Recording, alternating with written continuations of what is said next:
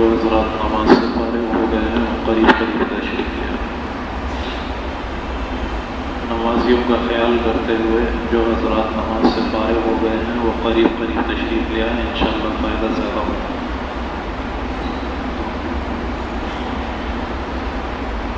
الحمد للہ وکفی وسلام علی عباده الذین اصطفى، اما بعد، اعوذ باللہ من الشیطان الرجیم، بسم اللہ الرحمن الرحیم۔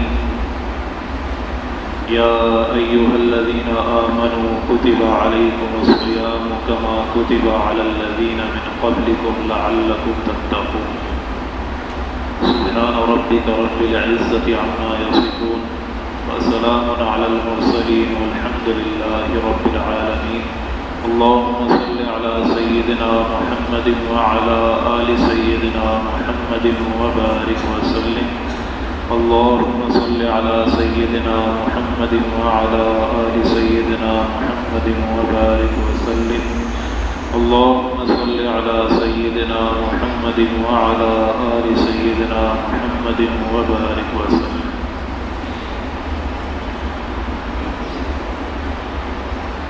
رمضان المبارک کے مہینے سے پہلے صحابہ اکرام رضوان اللہ علیہم اجمعین فرماتے ہیں کہ ایک مرتبہ آپ علیہ الصلاۃ والسلام منبر پہ تشریف فرما ہوئے اور حضور اکرم صلی اللہ علیہ وسلم نے رمضان المبارک کے مہینے کے فضائل اور مسائل اور احکامات بیان فرمائے۔ تو آپ علیہ الصلاۃ والسلام کا یہ سنت طریقہ ہے کہ رمضان المبارک سے پہلے اس کا تذکرہ کیا جائے، لوگوں کو رمضان کے مہینے کے متعلق بتلایا جائے، روزے کی کیا فضیلت ہے، روزوں کے کیا مسائل ہیں، کیا کام ایسے ہیں جو رمضان میں کرنے ہیں اور کون سے کام ایسے ہیں جو رمضان میں نہیں کرنے۔ ان چیزوں کے بارے میں لوگوں کو بتانا رمضان سے پہلے یہ سنت ہے۔ دنیا میں جب کوئی عمارت تعمیر کی جاتی ہے تو سب سے پہلے اس عمارت کے لیے بنیادیں کھودی جاتی ہیں۔ جتنی بنیاد گہری ہوگی اتنی عمارت اونچی ہوگی۔ اسی طرح سمجھ لیں کہ جتنا زیادہ انسان رمضان کے مہینے سے پہلے رمضان کی تیاری کرے گا اتنا ہی زیادہ رمضان المبارک کے مہینے کے اندر اللہ تعالیٰ کے انعامات کا مستحق ہوگا۔ اور اگر رمضان کے آنے سے پہلے رمضان کی کوئی بھی تیاری نہیں کی تو نتیجہ یہ نکلے گا کہ رمضان المبارک کا چاند نظر آئے گا اور پھر پتہ چلے گا اوہ رمضان آ گیا۔ اب جلدی جلدی سحری کی تیاری کر رہے ہیں، افطاری کی تیاری کر رہے ہیں، تو جس کا رمضان بھاگتا دوڑتا آتا ہے اس کا رمضان بھاگتا دوڑتا چلا بھی جاتا ہے۔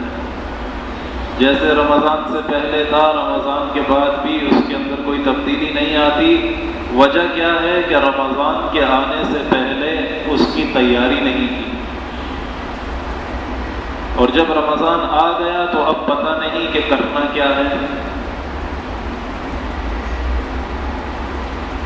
آپ علیہ الصلاۃ والسلام نے ارشاد فرمایا، مختلف احادیث کا مفہوم اور خلاصہ پیش کرتا ہوں، باقی اگر تفصیلات دیکھنی ہو، بلکہ تفصیلات کیا دیکھنی ہو، اس فقیر کا تو مشورہ یہ ہے کہ رمضان المبارک کے پورے مہینے میں فضائل اعمال، حضرت شیخ زکریا کاندھلوی رحمۃ اللہ علیہ کی تصنیف ہے، بڑی مشہور کتاب ہے، اس فضائل اعمال کو اپنے گھروں میں لے کر رکھیں اور فضائل رمضان کو روزانہ ایک صفحہ یا 2 صفحے اس میں سے پڑھنے کا معمول بنائیں، تاکہ رمضان المبارک کہیں ہمارا غفلتوں میں نہ گزر جائے اور اللہ تعالیٰ کی رحمتوں سے ہم کہیں محروم نہ رہ جائیں۔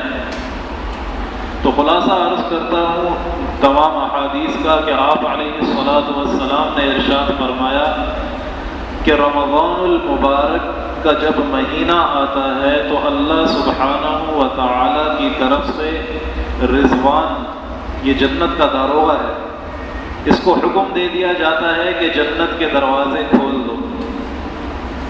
مالک جہنم کا داروغہ ہے، اس کو حکم دیا جاتا ہے کہ جہنم کے دروازے بند کر دو۔ جنت کے دروازے کھول دیے جاتے ہیں، جہنم کے دروازے بند کر دیے جاتے ہیں۔ اسی لیے علماء فرماتے ہیں کہ جس شخص کا انتقال بشرط یہ کہ مسلمان ہو، اگر مسلمان کا انتقال رمضان میں ہو گیا تو اللہ سبحانہ و تعالی اس کا حساب کتاب نہیں لیں گے اور وہ سیدھا جنت میں جائے گا، کیونکہ جہنم کے دروازے بند ہیں۔ اور اللہ تعالیٰ کا یہ دستور نہیں کہ ایک مرتبہ جہنم میں نہ بھیجیں پھر جب جہنم کے دروازے کھل جائیں تب اس بندے کو بھیجیں، ایسا اللہ تعالیٰ نہیں کرتے۔ جس بندے کو ایک مرتبہ اللہ تعالیٰ نے جہنم سے نکال دیا وہ دوبارہ جہنم میں کبھی نہیں جائے گا۔ اللہ کے کرم کے خلاف ہے کہ جہنم کا دروازہ بند تھا، اس کی روح آسمانوں پر پہنچی، جنت کے نظارے اس نے کیے، اللہ تعالیٰ اس کو جنت سے محروم کر دیں، اللہ کا کرم یہ گوارا نہیں کرتا۔ اور رمضان ایسا مبارک مہینہ ہے کہ پورا سال جنت کو اللہ سبحانہ و تعالی سجاتے ہیں، اس کو دھونی دیتے ہیں، خوشبوئیں مہکاتے ہیں، جنت کے اندر خوشبو دی جاتی ہے، جنت کو تیار کیا جاتا ہے۔ جس طرح جب کوئی مہمان آ رہا ہو تو مہمان کے آنے سے پہلے اس کے میزبان اکرام کا سامان تیار کرتا ہے۔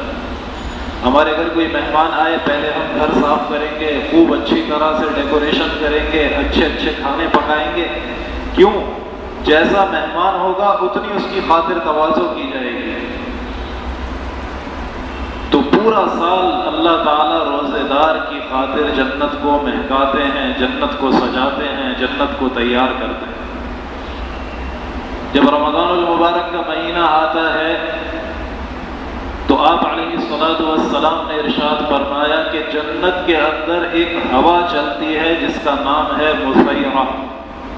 مسیرہ یہ ہوا چلنا شروع ہوتی ہے اور اس ہوا کے چلنے سے جنت کے دروازوں کے جو کواڑ ہیں، یہ حلقے جو ہیں یہ بجنا شروع ہوتے ہیں۔ جنت کے باغات میں جو پتے ہیں یہ لہلہانا شروع ہوتے ہیں اور ایک طرح کا گیت، ایک طرح کا سر اور ایک طرح کی خوبصورت آواز جنت میں بجنا شروع ہو جاتی ہے۔ جنت پوری آوازوں سے گونجتی ہے۔ جتنی حوریں ہیں وہ ساری کی ساری اپنے محلات سے نکل کر باہر آ جاتی ہیں، زمین کی طرف دیکھ کر کہتی ہیں کہ ہے کوئی ہم سے نکاح کرنے والا تو بتائے، ہم اس کے نکاح کے منتظر ہیں۔ پھر فرشتوں سے پوچھتی ہیں کہ یہ بتاؤ کہ آج کون سی رات ہے، یہ کیسی ہوا چل رہی ہے، یہ کیا ہو رہا ہے؟ فرشتے کہتے ہیں کہ آج امت محمدیہ علی صاحبہ الصلاۃ والسلام پر اللہ سبحانہ و تعالی نے رمضان کو شروع فرما دیا۔ تو جیسے ہی چاند نظر آتا ہے یہ ہوائیں جنت میں چلنا شروع ہو جاتی ہیں۔ رضوان کو حکم دیا جاتا ہے جنت کو کھولو، مالک کو حکم دیا جاتا ہے جہنم کو بند کرو۔ اللہ سبحانہ و تعالی ایک فرض عبادت کا ثواب رمضان میں بڑھا کر 70 فرائض کا ثواب عطا فرماتے ہیں، اور جو نفل عبادات ہیں غیر رمضان میں ان کا ثواب اللہ تعالیٰ فرض کے برابر دیتے ہیں رمضان میں۔ ایک آدمی پورا سال چاشت پڑھتا رہے، اشراق پڑھتا رہے، اوابین پڑھتا رہے، نوافل کا ثواب ملے، لیکن رمضان کے اندر چاشت کا ثواب فرض کے برابر، اوابین کا ثواب فرض کے برابر، اشراق کا ثواب فرض کے برابر، ہر چیز کو اللہ سبحانہ و تعالیٰ بڑھا دیتے ہیں۔ ایک بات دل میں آتی ہے، کہیں پڑھی نہیں لیکن امید ہے کہ انشاءاللہ صحیح بات ہے۔ آپ علیہ الصلوۃ والسلام نے ارشاد فرمایا، حدیث قدسی ہے، اللہ سبحانہ و تعالی ارشاد فرماتے ہیں کہ بندہ سب سے زیادہ فرائض کے ذریعے میرے قریب ہوتا ہے۔ جتنا فرائض کی پابندی سے اللہ کا قرب ملتا ہے اتنا کسی اور چیز سے نہیں ملتا۔ اور پھر نوافل کے ذریعے جو کمی کوتاہی ہوتی ہے اللہ تعالیٰ اس کو بھی ختم کر دیتے ہیں اور قریب کر لیتے ہیں، لیکن ابتدا میں قرب ملتا ہے فرائض کے ذریعے، اور جتنا قرب فرائض کے ذریعے ملتا ہے نوافل کے ذریعے نہیں ملتا۔ اب رمضان میں نوافل کا ثواب جب فرائض کے برابر ہو گیا تو ہر نفل عبادت میں وہ قرب اللہ تعالیٰ عطا کریں گے جو فرض کا ملتا تھا۔ یعنی یوں سمجھیں کہ اللہ تعالیٰ کی طرف سے ایک جذب جس کو کہتے ہیں کھچاؤ ہے، اللہ تعالیٰ کھینچ رہے ہیں بندے کو، بلا رہے ہیں اپنی طرف، اپنا قرب دینا چاہ رہے ہیں۔ نوافل کو فرائض کے درجہ دے دیا، فرائض ایک فرض کو 70 فرائض کا درجہ دے دیا۔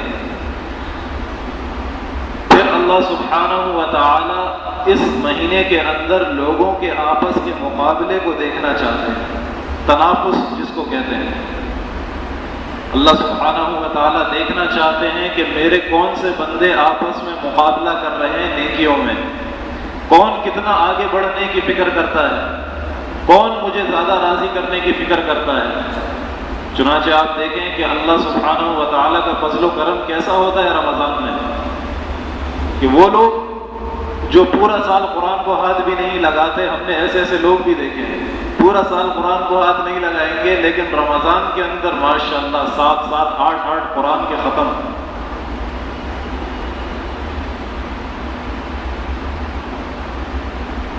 ہمارے حضرت فرماتے ہیں کہ ایک مرتبہ ایک بوڑھی خاتون کا فون آیا رمضان کے بعد، اس کی عمر تقریباً 70-75 سال ہوگی۔ کہنے لگی حضرت اللہ کے فضل و کرم سے اس سال رمضان المبارک میں نے 30 ختم کیے ہیں۔ 75 سال کی عمر، 30 ختم قرآن کریم کے کیے۔ حضرت فرماتے ہیں میں نے سوچا کہ جب اس نے 30 ختم کیے ہیں اس کے علاوہ تو اور کچھ کرتی نہیں ہوگی۔ آگے سنیں، کہتے ہیں کہ اور الحمدللہ روزانہ بلا ناغہ 70,000 مرتبہ لا الہ الا اللہ کا ذکر کرتی تھی۔ تو ایک ختم روزانہ 70,000 مرتبہ لا الہ الا اللہ کا ذکر روزانہ۔ تو جس بندے کو اللہ کی محبت کا چسکا اور جنون لگ جاتا ہے، شوق لگ جاتا ہے، وہ دوڑ کے اعمال کرتا ہے، بھاگ کے نیکیاں کرتا ہے، وہ یہ نہیں دیکھتا کہ اب اپنا وقت ضائع نہیں کرتا ہو۔ ہمیں کیوں یہ چیز بوجھ لگتی ہے کہ ابھی تک ہمارے دلوں میں وہ جذبہ، وہ شوق، ذوق، وہ کیفیت نہیں آئی ہے، ورنہ حقیقت ہے اگر یہ جذبہ، یہ ذوق شوق آ جائے تو ہر چیز کو چھوڑ کے انسان بس عبادتوں میں ہی لگ جائے گا۔ اور یہ مہینہ ہے ایسا۔ باقی پورا سال تو آپ کو مولوی صاحب یہ کہیں گے کہ بھائی بیوی بچوں کو ٹائم دو، کاروبار کو ٹائم دو، پڑھائی کو ٹائم دو، لیکن اس مہینے میں مولوی صاحب بھی یہ کہیں گے کہ بیوی بچوں کو تھوڑا ٹائم دو، زیادہ ٹائم نہ دو، کاروبار کو تھوڑا ٹائم دو، زیادہ ٹائم نہ دو، پڑھائی کو تھوڑا ٹائم دو، زیادہ ٹائم نہ دو۔ یہ مہینہ اللہ کی رحمتوں کو لوٹنے کا ہے، نیکیوں میں ایک دوسرے سے آگے بڑھنے کا ہے، مقابلے کا مہینہ ہے۔ ہمارے والدین بتاتے ہیں کہ جب چھوٹے ہوتے تھے، 6-7 بہن بھائی تھے، اور یہ چھوٹی عمر کی بات بتاتے ہیں کہ جب 10 سال 11 سال عمر ہوگی، بالغ بھی نہیں ہوئے، اس وقت سے کہتے ہیں کہ ایک ماحول تھا کراچی کے اندر قرآن کریم میں تلاوت کرنے کا۔ تو ایسا ہوتا کہ اس نے 5 ختم کیے ہیں، بڑے بھائی نے 7 کیے ہیں، اس سے چھوٹی بہن نے 10 کیے ہیں، کسی نے 15 ختم، 16 ختم۔ ہمارے لیے بڑا مشکل لگتا ہے 16 ختم کیسے کر سکتا ہے بندہ۔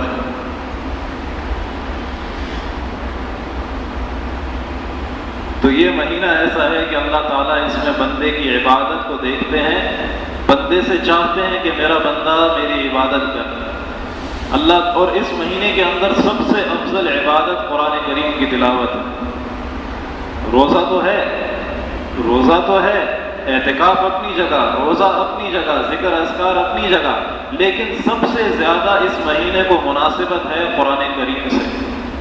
شہر رمضان الذی انزل فیہ القرآن، یہ رمضان کا مہینہ ایسا ہے کہ اللہ تعالیٰ نے لوح محفوظ سے آسمان دنیا تک ایک ہی مرتبہ میں پورے قرآن کو رمضان میں اتارا، پھر 23 سال کی مدت میں وقتاً فوقتاً قرآن کریم اترتا رہا۔ تو چونکہ اس مہینے میں آسمانوں سے قرآن اترا ہے، اللہ سبحانہ و تعالیٰ پسند فرماتے ہیں کہ میرا بندہ قرآن کریم کی تلاوت زیادہ کرے۔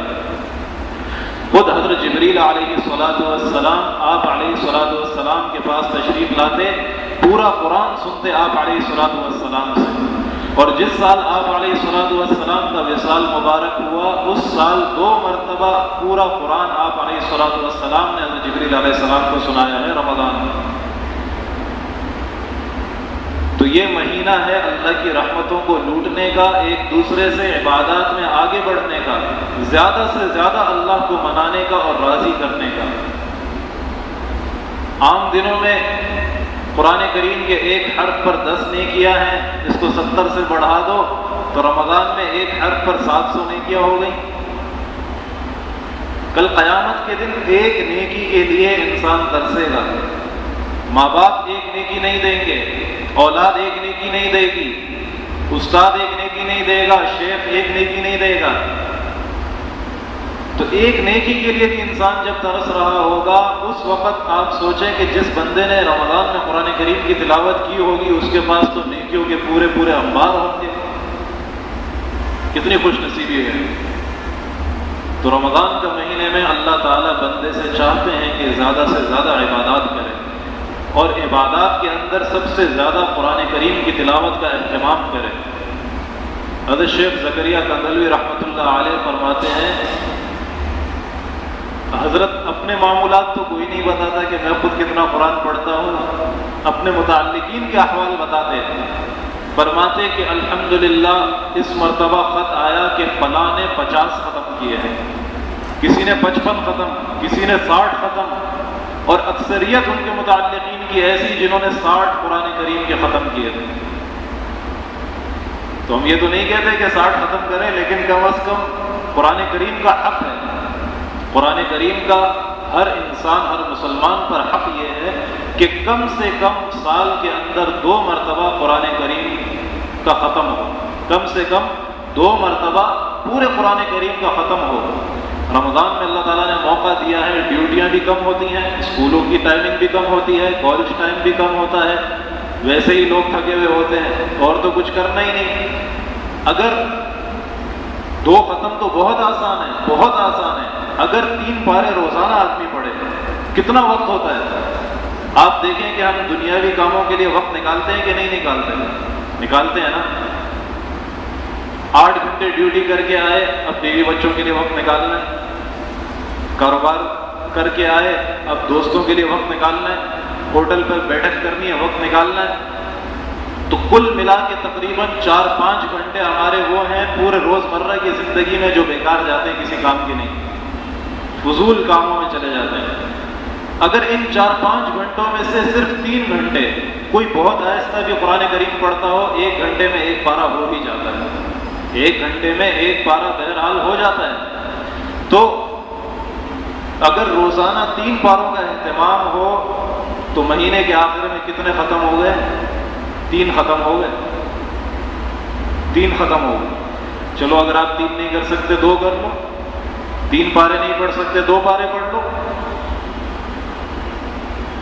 تو 2 ختم کرنا، 3 ختم کرنا، یہ تو کم سے کم مقدار ہے، اتنا تو کم از کم آدمی کرے۔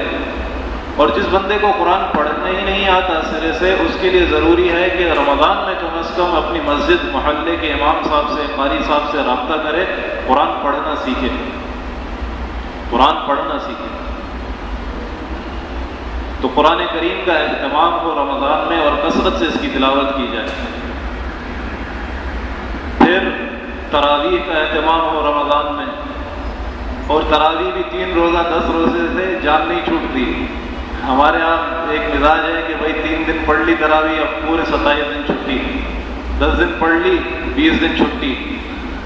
یاد رکھیں 2 سنتیں ہیں الگ الگ، پورے رمضان 20 رکعت تراویح، 8 رکعت بھی نہیں ہے 20 رکعت، یہ الگ مسئلہ ہے، اس کو ابھی نہیں چھیڑتا۔ 20 رکعت تراویح پڑھنا پورے مہینے میں سنت ہے۔ اسی طرح سے پورے مہینے میں تراویح کے اندر 1 قرآن کریم کا ختم کرنا، یہ الگ سنت ہے۔ 2 سنتیں ہو گئیں الگ الگ۔ اب جو بندہ تراویح میں قرآن ختم کرتا ہے 10 دن میں، 5 دن میں، 3 دن میں، اس کو 1 سنت مل گئی، قرآن ختم کر لیا اس نے، لیکن پورے مہینے تراویح پڑھنے کی جو سنت تھی وہ نہیں ملی، محروم رہ گیا۔ تو اگر کسی کو سفر پہ جانا ہے، کوئی کاروباری مسئلہ ہے یا کوئی اور مسئلہ ہے، تو کم از کم اگر 3 دن یا 10 دن میں وہ ختم کرتا ہے کسی امام کے پیچھے، تو بقیہ 20 دنوں میں جس جگہ ہو اس جگہ پہ 20 رکعت تراویح جہاں محلے کا امام ہے اس کے پیچھے لازم پڑھے، چھوڑے نہیں اس کو۔ حضرت شیخ الہند رحمۃ اللہ علیہ کا معمول لکھا ہے، حضرت رحمۃ اللہ علیہ نے فرماتے ہیں کہ حضرت رمضان المبارک میں تراویح 3 گھنٹے کی تراویح پڑھتے تھے، 2.5-3 گھنٹے کی تراویح۔ اس کے بعد جب گھر آتے تو پھر ایک حافظ کو کھڑا کرتے تھے، کھڑے ہو بھائی تراویح، چلو دوبارہ نفل میں قرآن پڑھو، مجھے قرآن سنا۔ وہ تھک کے بیٹھ جاتا، دوسرے کو کہتے اب تم کھڑے ہو، تم پڑھو، نفل میں سناؤ۔ صبح سحری کے وقت تک قرآن کریم تراویح نوافل کے اندر سنتے رہتے۔ اوابین میں الگ قرآن ختم ہو رہا ہے، تراویح میں الگ ختم ہو رہے ہیں، رات کی نوافل میں الگ ختم ہو رہے ہیں، چاشت میں الگ ختم ہو رہے ہیں، اشراق میں الگ ختم ہو رہے ہیں۔ سوچے آپ کیسے ان کے دلوں میں طلب تھی، عبادات کا کیسا جذبہ تھا۔ اس کی ایک بنیادی وجہ ہے، ابھی دل میں اللہ تعالیٰ نے ڈالی کہ اصل بنیادی وجہ کیا ہے کہ اللہ سے تعلق 2 طریقے کا ہوتا ہے۔ ایک تعلق ہوتا ہے ضابطے کا تعلق، اور ایک تعلق ہوتا ہے جنونی تعلق۔ ایک ہے جنونی تعلق اور ایک ہے ضابطے کا تعلق۔ ضابطے کا تعلق کیا ہے؟ اللہ تعالیٰ نے کوئی نعمت دی، الحمدللہ، زبان سے کہہ دیا الحمدللہ۔ کوئی اچھی چیز دیکھ لی، ماشاءاللہ، سبحان اللہ، لیکن نہ نماز، نہ قرآن، نہ دعائیں، کچھ بھی نہیں۔ یہ ضابطے کا مسلمان ہے، یہ ضابطے کا مسلمان، اس کا اللہ سے تعلق ضابطے کا تعلق ہے۔ اور ایک دوسرا تعلق ہوتا ہے جس کو جنونی تعلق کہتے ہیں۔ ہمارے حضرت ایک مرتبہ مثال دینے لگے، فرمایا کہ ایک نوجوان تھا، اس کی شادی ہوئی، شادی کے بعد اوپر والے گھر میں اپنی بیوی کے ساتھ رہتا تھا اور نیچے والے گھر میں اس کے والدین رہتے تھے۔ شادی ہوئی، شادی کے 1 سال کے بعد اس کے والد صاحب کے دوست ملے والد صاحب سے، پوچھا بتاؤ بھائی آپ کا بیٹا کیسا ہے؟ کہا سچی بات بتاؤں؟ کہا بتاؤ۔ کہا جس دن سے بیوی آئی ہے اس دن سے لے کر 1 سال گزر گیا ہے، بس آتا ہے السلام علیکم، وعلیکم السلام اور سیدھا اوپر، کچھ پتہ نہیں کہ کیسا ہے، کیا حال ہے۔ تو یہ جنونی تعلق ہے کہ اس کو کچھ نظر نہیں آتا، بس اس کا اپنا محبوب نظر آتا ہے۔ اللہ تعالیٰ سے ضابطے کا تعلق نہیں ہونا چاہیے، محبت کا اور جنونی تعلق ہونا چاہیے۔ جب یہ محبت اور جنونی تعلق ملتا ہے تو پھر عبادات میں مزہ آتا ہے، بس دل کرتا ہے عبادت ہی کرتا رہوں۔ تو رمضان المبارک میں نمبر 1 قرآن کریم کی کثرت کا اہتمام ہو، زیادہ سے زیادہ تلاوت کرنے کی کوشش کریں۔ کوئی آدمی کہے کہ میری ڈیوٹی ہے، میرا کاروبار ہے، میں تجارت پر ہوں، تو ڈیوٹی جانے والے زیادہ سے زیادہ 9-10 بجے ڈیوٹی شروع ہوگی، یا اگر آپ کی 6-7 بجے بھی ڈیوٹی شروع ہوتی ہے تو 12-1 بجے چھٹی ہو جائے گی۔ اس کے بعد پورا دن ہے آپ کے پاس، 2 یا 3 گھنٹے ڈیوٹی والوں کے لیے کم سے کم نکال رہا ہوں کہ 2-3 گھنٹے قرآن کریم کی تلاوت ہو۔ اور جو بندہ تاجر ہے، خود اپنی دکان ہے، اپنا کاروبار ہے، وہ تو بیٹھے بیٹھے قرآن کی تلاوت کر سکتا ہے، اس کو تو کوئی پوچھنے والا نہیں۔ اور رمضان کے اندر ایک چیز اور، آپ علیہ الصلوۃ والسلام کی حدیث مبارکہ کا مفہوم ہے کہ جو شخص رمضان کے اندر اپنے ماتحت کا بوجھ ہلکا کر دے، اللہ تعالیٰ اس کی مغفرت فرمائیں گے، اللہ تعالیٰ اس کے گناہوں کے بوجھ کو ہلکا کر دیں گے۔ آپ کے انڈر کوئی بندہ کام کر رہا ہے، آپ مینیجر ہیں، کمپنی کے باس ہیں، یا یہ ہے کہ آپ دکان کے مالک ہیں، نیچے آپ نے نوکر رکھے ہیں، کام کرنے والے رکھے ہیں، تو ہم لوگ جب رمضان آتا ہے تو چونکہ کمائی کا سیزن آ گیا، اب اور رگڑو اس کو، اور رگڑو اور رگڑو، حالانکہ وہ بیچارہ روزے سے ہے، جیسے خود سے تو اٹھا نہیں جا رہا۔ خود تو حال یہ ہے کہ جب سحری کر کے سوئے تو مغرب میں اٹھ رہے ہیں، نہ ظہر ہے نہ عصر ہے، کچھ بھی نہیں۔ اور بیچارہ جو ملازم ہے اس کو 24 گھنٹے دکان پہ کھڑا کیا ہوا ہے، تیری سحری بھی ادھر، تیری افطاری بھی ادھر، دیکھ گاہک نہیں جانا چاہیے۔ یہ ظلم ہے، یہ ظلم ہے۔ آپ صلی اللہ علیہ وسلم نے ارشاد فرمایا ہے کہ جو شخص اپنے ماتحت کا بوجھ ہلکا کر دے گا، اللہ تعالیٰ اس کے گناہوں کا بوجھ ہلکا کر دیں گے۔ ایک صورت یہ ہے بوجھ ہلکا کرنے کی کہ آپ اس کی ٹائمنگ کم کر دیں، تھوڑا کام لیں اس سے۔ دوسری صورت یہ ہے کہ اگر 1 بندہ ہے تو 3 بندے اور رکھ لو، 1 مہینے کے لیے 3 بندے اور رکھ لو، تھوڑا پیسہ زیادہ چلا جائے گا لیکن سب محنت سے کام کریں گے. تو جو تاجر حضرات ہیں وہ تو قرآن کریم کی تلاوت زیادہ کر سکتے ہیں اپنی تجارتوں پہ بیٹھ کر. تو تلاوت کی کثرت، تراویح کا اہتمام، اور تیسری چیز روزے کا اہتمام. یہ تو بہت آسان سی بات ہے، جب رمضان آ رہا ہے تو اس لیے رہا ہے کہ روزے رکھے جائیں.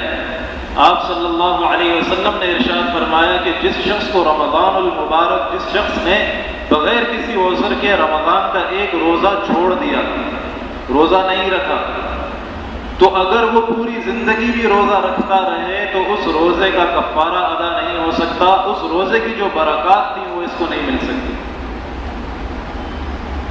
ہمارے کتنے نوجوان ایسے ہیں کہ ہوٹلوں پہ بیٹھ کے چائے پی رہے ہوتے ہیں رمضان میں. ایک دور ایسا تھا کہ اگر کوئی باہر چلتا ہوا سگریٹ پیتا تھا رمضان میں تو لوگ پکڑ کے مارتے تھے اس کو. وہ بے غیرت، بے حیا، بے شرم، تجھے شرم نہیں آتی کہ رمضان کے اندر سگریٹ پی رہا ہے لوگوں کے سامنے؟ لیکن مسلمانوں پر ایسی پستی اور ایسا زوال آ رہا ہے کہ اب مسلمان ملکوں کے اندر یہ حال ہے کہ سڑکوں پہ بیٹھ کے سگریٹیں چل رہی ہیں، گٹکے چل رہے ہیں، پان چل رہے ہیں، چائے چل رہی ہے، گپ شپ، ہوٹل کھلے ہوئے ہیں سارے. حالانکہ مسلمانوں کو تو یہ کرنا تھا کہ جب رمضان آیا تو سحری کے وقت تو چلو ہوٹل کھول لو، آپ پھر بند کر دو ہوٹل، بس اب افطاری کے ٹائم کھلے گا. ضرورت ہی کیا ہے دن میں ہوٹل کھولنے کی؟ تو جو شخص بغیر کسی عذر کے رمضان المبارک کا ایک روزہ بھی چھوڑ دے، پوری زندگی روزے رکھتا رہے، اس کا کفارہ ادا نہیں کر سکتا. اس سے جو کھو گیا وہ کھو گیا، اب دوبارہ اس کو وہ چیز نہیں مل سکتی.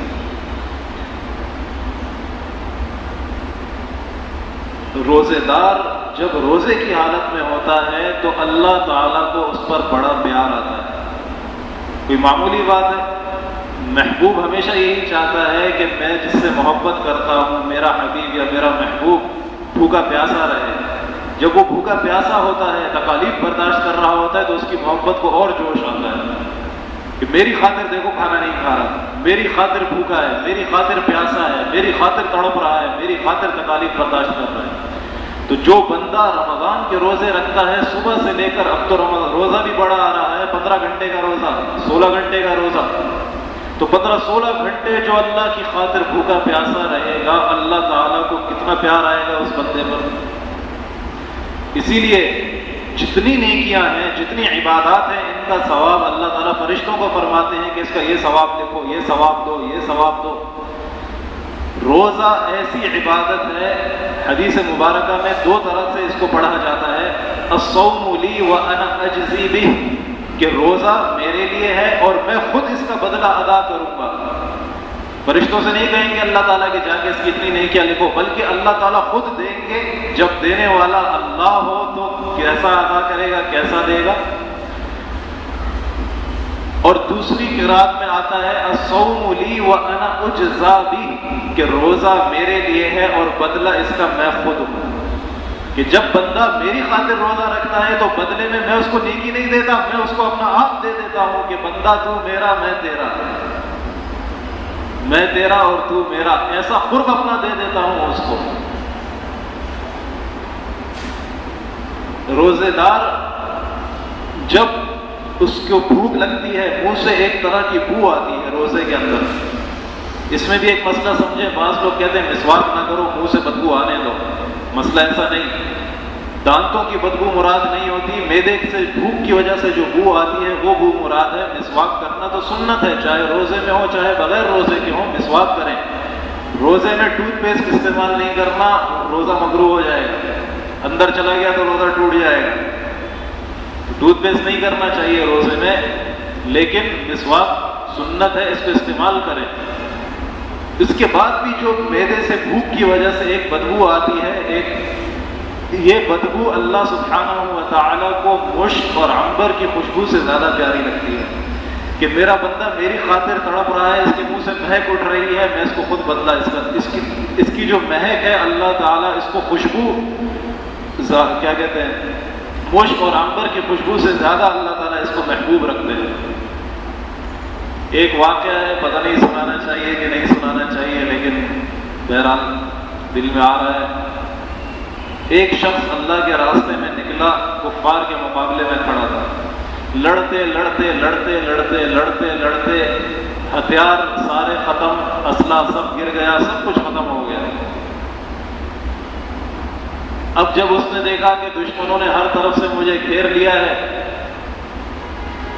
میرے پاس اسلحہ نہیں، میرا کوئی ساتھی بھی نہیں بچا، سب شہید ہو گئے، چلتے چلتے میرے پیروں میں چھالے پڑ گئے، تیسرا دن ہے، کھانے کو کچھ نہیں، پینے کو کچھ نہیں. اس نے آسمان کی طرف نگاہ اٹھا کر کہا کہ یا اللہ تو تو قادر ہے، تو تو قادر ہے، میرے پاس تو کچھ بھی نہیں لڑنے کے لیے، لیکن یا اللہ تو قادر ہے، اپنی قدرت سے ان دشمنوں کو ختم کر دے. اور یا اللہ کتنی آزمائش اور آئے گی مجھ پر. بس یہ اس نے کہنا تھا، اچانک اس کو غنودگی آئی، آنکھیں بند ہو گئیں.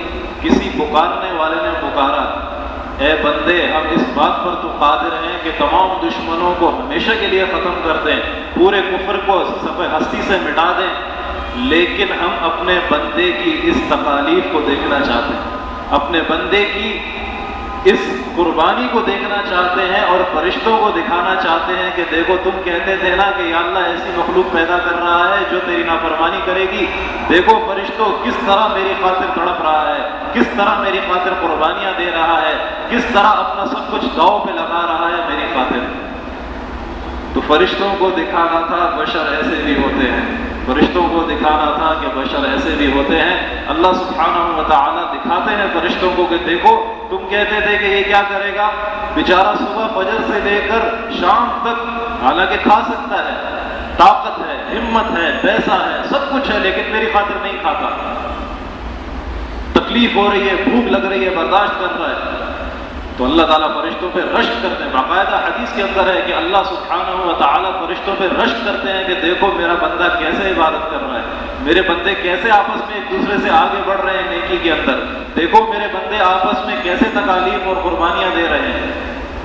اور پھر اللہ سبحانہ و تعالیٰ کی طرف سے رمضان المبارک کے اندر فرشتوں کو حکم دیا جاتا ہے کہ جو شیاطین ہیں ان کو قید کر دو، کہیں ایسا نہ ہو کہ جا کے میرے حبیب صلی اللہ علیہ وسلم کے امتیوں کو گمراہ کریں. میں تو ان کو ایک سیزن آیا ہے، جس طرح سے ایک سیزن آتا ہے مارکیٹ کا، سامان خوب بکتا ہے، اسی طرح سے نیکیوں کا سیزن آیا ہے، اللہ کے انعامات کا سیزن آیا ہے، رحمتوں کا سیزن آیا ہے. کہیں ایسا نہ ہو کہ یہ جو ڈکیت اور چور ہیں یہ آگے ان کے اوپر ڈاکہ مار دیں، چوری کر لیں، جاؤ جا کے فرشتوں کو قید کر دو. روایات میں آتا ہے فرشتوں کو قید کر کے دور دراز علاقوں میں، سمندروں میں ڈال دیا جاتا ہے. شیاطین بند. تو پھر گناہ کیوں ہو رہا ہے؟ پھر گناہ کیوں کر رہے ہو؟ گناہ اس لیے ہو رہا ہے کہ جو پورے 11 مہینے شیطان نے محنت کی تھی نفس پر، اب وہ نفس اتنا گناہ کا عادی ہو گیا کہ اب بغیر شیطان کے چلائے بھی وہ چلتا ہے. یہ پنکھا ہے، بجلی سے چل رہا ہے، بجلی کاٹ دو تھوڑی دیر گھومتا رہے گا. اسی طرح جب شیطان انسان کے جسم میں اس کے خون کے اندر دوڑتا ہے، خون کی طرح دوڑتا ہے شیطان گنہگار کے جسم میں.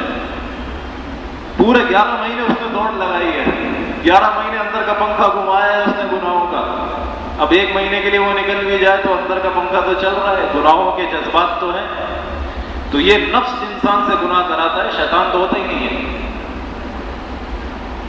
تو بہرحال اللہ سبحانہ و تعالیٰ فرشتوں کے ذریعے سارے معاملات طے کروا دیتے ہیں، شیطان کو روک دیتے ہیں. اور بس خلاصہ یہ سمجھے کہ اللہ تعالیٰ اس مہینے میں اپنے بندے پہ بے انتہا مہربان ہوتے ہیں.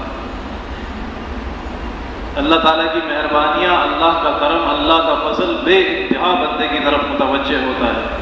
رمضان کا پہلا مہینہ اس لیے فرمایا کہ مہینے کے پہلے 10 دن پہلا عشرہ رحمت، دوسرا عشرہ مغفرت، تیسرا عشرہ جہنم سے خلاصی اور آزادی. حضرت شیخ زکریا رحمۃ اللہ علیہ نے ایک تشریح کی اس حدیث کی. پھر فرماتے ہیں کہ مولانا الیاس رحمۃ اللہ علیہ نے دوسری تشریح کی تھی.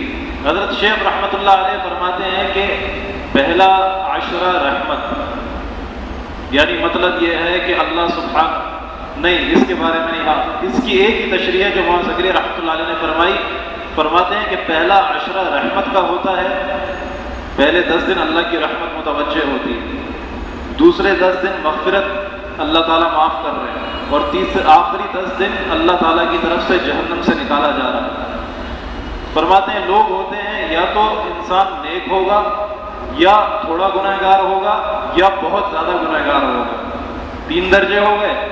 فرماتے ہیں کہ جو بندہ بہت نیک ہوتا ہے اس کے لیے جیسے ہی رمضان کا چاند نظر آتا ہے رحمت شروع ہو جاتی ہے، پورے کے پورے 30 دن رحمتیں ہی رحمتیں رہتی ہیں اس کے لیے، پورے 30 دن اس کے حق میں رحمت ہے۔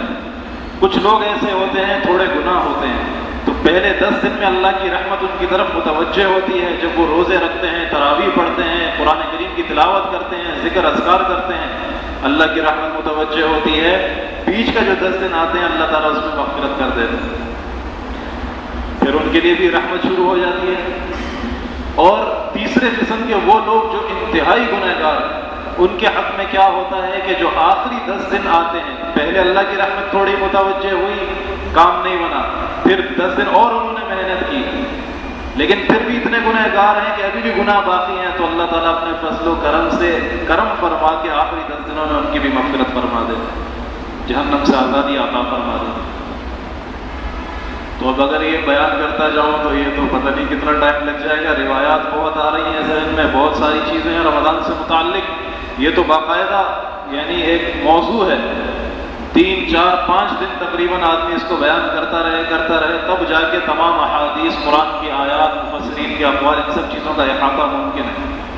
لیکن بس خلاصہ سمیٹتا ہوں پوری بات کو، رمضان المبارک میں روزہ رکھنا اللہ کو انتہائی محبوب، اللہ کو انتہائی مطلوب، اور نمبر 2 اللہ کے کلام کی تلاوت کرنا رمضان میں، یہ بھی اللہ کو مطلوب اور محبوب۔ نمبر 3 رمضان المبارک کے اندر تراویح کا پڑھنا، یہ بھی مطلوب و محبوب ہے۔ 3 چیزیں ہو گئیں۔ چوتھی چیز، رمضان المبارک کے اندر 4 کام احادیث سے پتہ چلتا ہے، 4 کام زیادہ کرنے کے ہیں۔ نمبر 1 استغفار کی کثرت، زیادہ سے زیادہ استغفار کرے، زیادہ سے زیادہ استغفار کرے۔ نمبر 2 لا الہ الا اللہ کے ذکر کی کثرت، کلمہ طیبہ کثرت سے پڑھے۔ تو 2 چیزیں آپ علیہ الصلوۃ والسلام نے فرمایا ایسی ہیں جو تمہارے رب کو راضی کرنے کے لیے ہیں، یعنی نمبر 1 استغفار، نمبر 2 لا الہ الا اللہ کا ذکر۔ اور 2 چیزیں ایسی ہیں رمضان میں جن کے بغیر تمہیں چارہ نہیں، جنت کو زیادہ سے زیادہ مانگو، جہنم سے زیادہ پناہ مانگو۔ تو یہ 4 کام خصوصیت سے کرنے کے، استغفار کی کثرت، لا الہ الا اللہ کی کثرت، جنت کا سوال اور جہنم سے پناہ۔ اب کون لوگ ایسے ہیں کہ جن کی اس مبارک مہینے میں مغفرت نہیں ہوتی، یہ پھر ایک الگ مضمون ہے۔ بس گنا دیتا ہوں کہ کون سے لوگ ایسے ہیں کہ رمضان میں بیچارے روزے بھی رکھتے ہیں۔ آپ صلی اللہ علیہ وسلم نے ارشاد فرمایا رمضان کے اندر بہت سارے لوگ ایسے ہیں کہ سوائے بھوکا پیاسا رہنے کے کچھ نہیں ہاتھ آتا، بہت سارے لوگ ایسے ہیں سوائے پوری رات کھڑے رہنے کے کچھ ان کے ہاتھ نہیں آتا، نہ ان کی رات کی عبادات قبول، نہ ان کے روزے اللہ کے دربار میں قبول۔ اور ایسے لوگوں کے بارے میں حضرت جبریل علیہ السلام نے بددعا دی، آپ علیہ الصلوۃ والسلام نے آمین فرمایا۔ یہ کون لوگ ہیں؟ نمبر 1 قطع رحمی کرنے والا، رشتے ناطے توڑنے والا۔ نمبر 2 ماں باپ کا نافرمان۔ نمبر 3 نشے کا عادی۔ نمبر 4 دل میں کینہ، حسد، بغض رکھنے والا۔ یہ 4 وہ لوگ ہیں جن کو رمضان کے روزے رکھنے کے باوجود اللہ تعالیٰ معاف نہیں کرتے، رات کو عبادت کے باوجود اللہ تعالیٰ مغفرت نہیں فرماتے۔ لیلۃ القدر کے اندر جب اللہ کی رحمت جوش کے انتہا پر ہوتی ہے وہ محروم رہ جاتے ہیں۔ عید کی رات کو جب اللہ تعالیٰ کی طرف سے لیلۃ الجائزہ کا اعلان ہوتا ہے کہ انعام کی رات، اس رات میں بھی اللہ تعالیٰ ان کو محروم رکھتے ہیں، اس رات میں بھی ان کو کوئی انعام نہیں ملتا، کچھ مغفرت نہیں ہوتی۔ تو یہ 4 قسم کے لوگ ایسے ہیں جو ہر قسم کے مہینے میں محروم رہیں گے، ہر رات میں محروم رہیں گے، کچھ بھی کرنے یہ محروم رہیں گے جب تک یہ 4 چیزیں ہیں۔ نمبر 1 رشتے توڑتا ہے، بغیر کسی شریعت کے، اس شرعی ضرورت کے بغیر رشتے توڑنا۔ نمبر 2 والدین کی نافرمانی کرنا۔ نمبر 3 شراب یا کسی بھی نشے کا عادی۔ نمبر 4 دل میں کینہ حسد رکھنے والا۔ اس کی اللہ تعالیٰ نہ مغفرت کرتے ہیں نہ اس کی عبادات قبول ہوتی ہیں۔ اللہ تعالیٰ سے دعا ہے کہ مختصر سے وقت میں جو باتیں اللہ تعالیٰ نے کروا دی، اللہ تعالیٰ اپنی شایان شان قبول فرما لیں۔ اللہ تعالیٰ ہم سب کو رمضان کی صحیح معنوں میں تیاری کرنے کی توفیق عطا فرمائے۔ رمضان کا ایک دستور العمل بنائیں کہ میں نے اس وقت سے اس وقت تک یہ کرنا ہے، اس وقت سے اس وقت تک یہ کرنا ہے، اس وقت سے اس وقت تک یہ کرنا ہے۔ رمضان شروع ہونے سے پہلے یہ کام ہونا چاہیے۔ ڈاکٹر عبدالحی عارفی رحمۃ اللہ علیہ فرماتے تھے دستور العمل بناؤ نرم سے نرم، دستور العمل بناؤ نرم سے نرم، اور اس پر پابندی کرو سخت سے سخت۔ کہ دستور العمل ایسا بناؤ کہ اس پر چلنا بہت آسان ہو، لیکن پابندی ایسی کرو کہ بال برابر ادھر ادھر نہ ہو، پابندی کرنا آسان ہو۔ ایسا نہ ہو کہ دستور العمل سخت سے سخت، مشکل سے مشکل کام سارے دستور العمل کے اندر ڈال دیے۔ میں نے 70,000 مرتبہ ذکر کرنا ہے، میں نے پورا قرآن کا ختم کرنا ہے، اس وقت سے اس وقت تک سونے کا ٹائم نہیں، کھانے کا ٹائم نہیں، سحری میں 1 کپ چائے کا پیوں گا، افطاری کے اندر 1 کھجور کھاؤں گا۔ تو یہ تو بہت زبردست دستور العمل آپ نے بنایا، اگر واقعی ایسا عمل کر لو تو انشاءاللہ وقت کے جنید اور شفیع بن جاؤ گے، لیکن ایسا عمل نہیں ہو سکتا۔ تو دستور العمل ہلکا بناؤ لیکن عمل اس میں سخت کرو۔ اللہ تعالیٰ سے دعا ہے اللہ تعالیٰ قبول فرمائے، عمل کی توفیق عطا فرمائے۔ وآخر دعوانا الحمدللہ رب العالمین۔ تھوڑی دیر کے لیے مراقبہ کر لیں، اپنی آنکھوں کو بند کر لیں، سر کو جھکا لیں، یہ خیال کریں کہ اللہ تعالیٰ کی رحمت آسمان سے بارش کی طرح حضور اکرم صلی اللہ علیہ وسلم کے قلب پر برس رہی ہے، وہاں سے تمام سلسلے کے مشائخ کے قلوب سے وہ رحمت ہوتی ہوئی ہمارے دلوں میں داخل ہو رہی ہے، گناہوں کی سیاہی میل کچل سب ختم ہو رہی ہے، اور ہمارا دل کہہ رہا ہے اللہ اللہ اللہ۔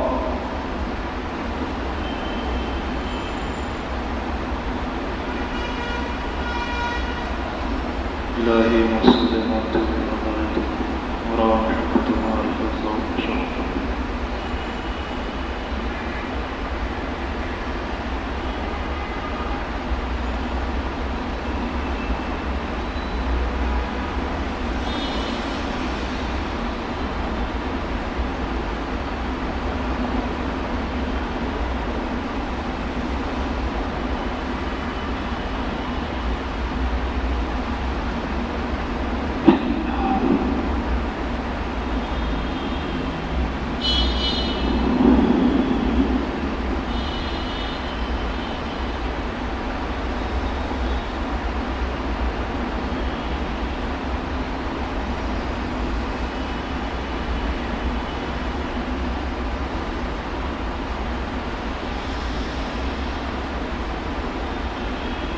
وہ پرکیف جلووں کے رنگی مناظر، وہ پرکیف جلووں کے رنگی مناظر،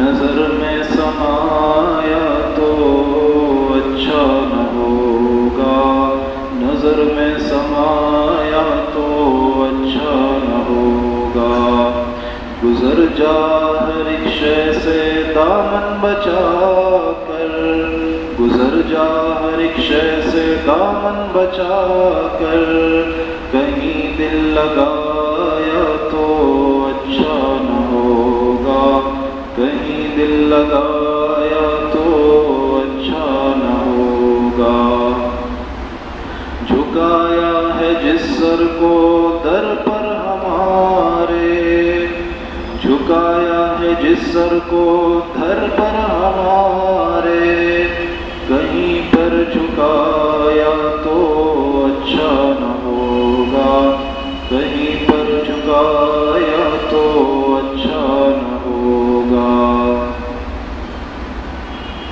وہ نغمہ جو پچھلے پہر ہم نے سنایا، وہ نغمہ جو پچھلے پہر ہم نے سنایا، کسی کو سنایا تو اچھا نہ ہوگا، کسی کو سنایا تو اچھا نہ ہوگا۔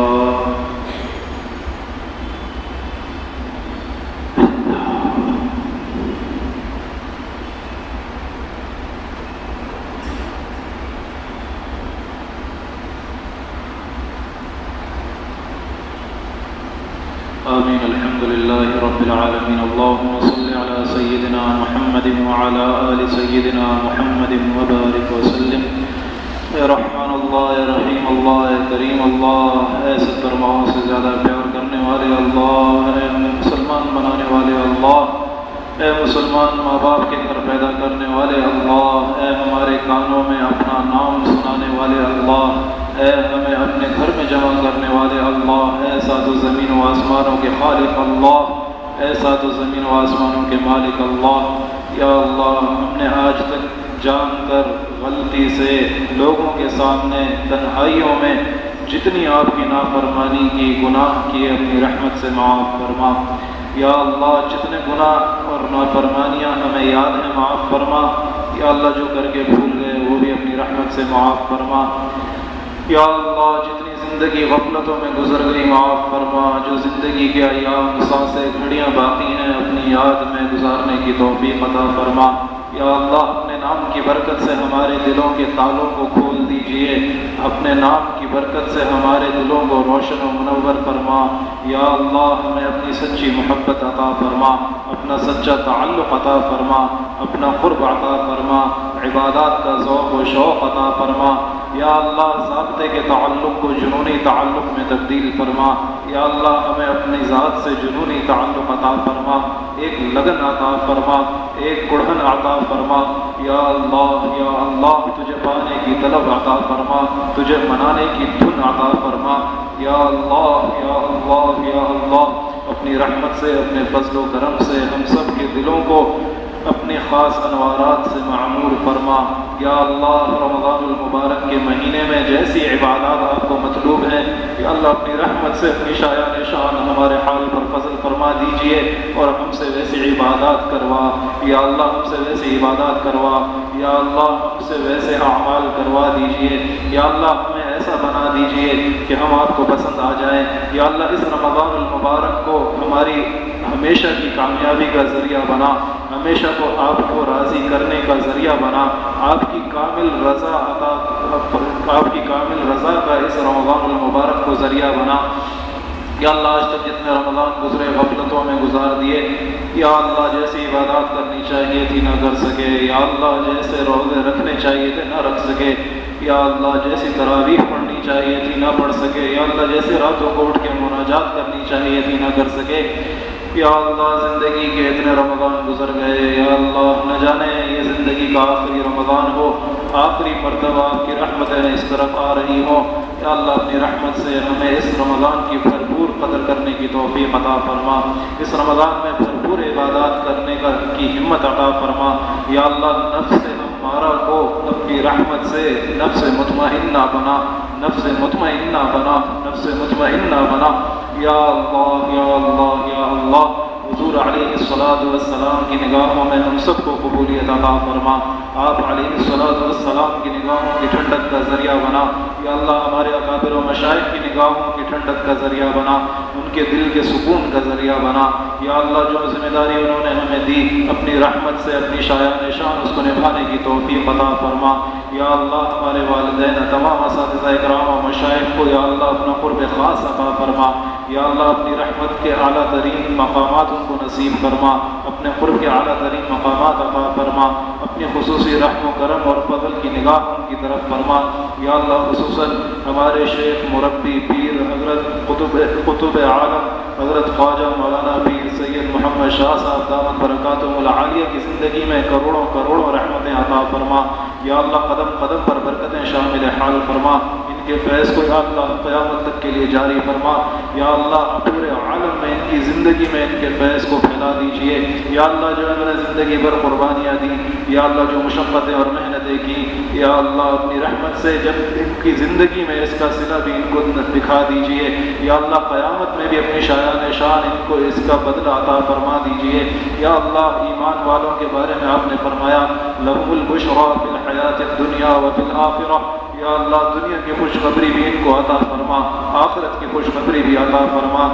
یا اللہ، یا اللہ، یا اللہ، ہمیں اپنے بڑوں کی قدر کرنے کی توفیق عطا فرما، ان کا ادب، ان کے آداب بجا لانے کی توفیق عطا فرما، ان سے صحیح معنوں میں محبت عطا فرما، اپنی اصلاح کی فکر ہمیں عطا فرما۔ یا اللہ، ہمارے سینے کو بے کینہ بنا دیجئے، ہمارے سینے کو بے کینہ بنا دیجئے۔ یا اللہ جتنے حضرات یہاں تشریف لائے ہیں سب کو نور نسبت سے مالا مال فرما، حضور علیہ الصلوۃ والسلام کی نسبت کاملہ تامہ ان سب کو عطا فرما۔ یا اللہ اپنے خاص عاشقوں میں، اپنے معشوقوں میں ان کو شامل فرما۔ یا اللہ یا اللہ یا اللہ ان کی تمام پریشانیاں عافیت کے ساتھ دور فرما، جو آنا چاہتے تھے نہ آ سکے ان کی اور ان کی تمام جائز حاجتوں، تمناؤں، مرادوں کو غیب کے خزانوں سے عافیت کے ساتھ پورا فرما، تمام پریشانیوں کو عافیت کے ساتھ دور فرما۔ یا اللہ ہم سے جتنے حضرات تعلق رکھتے ہیں، حسن ظن رکھتے ہیں، یا اللہ ان کے حسن ظن سے بڑھ چڑھ کر ان کو عطا فرما۔ یا اللہ ان کے حسن ظن سے بڑھ چڑھ کر ان کو اپنا قرب عطا فرما، اپنی یا اللہ ایمان کی لذت ان کو نصیب فرما، دنیا و آخرت کی تمام سعادتیں ان کو مقدر فرما۔ حضور علیہ الصلوۃ والسلام کے مبارک دربار میں قبولیت ان کو سب کو نصیب فرما۔ یا اللہ یا اللہ یا اللہ حضور علیہ الصلوۃ والسلام نے 23 سالہ دور نبوت میں جتنا خیر بھلائیاں مانگی، مجھ سمیت ہم سب کو، ہماری قیامت تک آنے والی نسلوں کو، ہمارے اہل و عیال، بہن بھائی، دوست احباب، پوری جماعت، تمام مسلمین مسلمات کو عطا فرما۔ جتنے شرور سے پناہ مانگی اپنی شایان شان سب کو ان سے محفوظ فرما۔ ربنا تقبل منا انك انت السميع العليم وتب علينا انك انت التواب الرحيم، وصلى الله تعالى على خير خلقه محمد وعلى آله وأصحابه أجمعين، سبحان ربك رب العزة عما يصفون وسلام على المرسلين والحمد لله رب العالمين، آمين آمين آمين برحمتك يا أرحم الراحمين۔ بعض حضرات ہر مرتبہ کہتے ہیں کہ ہم نے بیعت ہونا ہے، اگر اس مجمع میں کچھ ایسے حضرات ہیں جو بیعت ہونا چاہتے ہیں وہ آگے آئیں۔ اگر کوئی بیعت ہونے کا متمنی ہو تو قریب تشریف لیں۔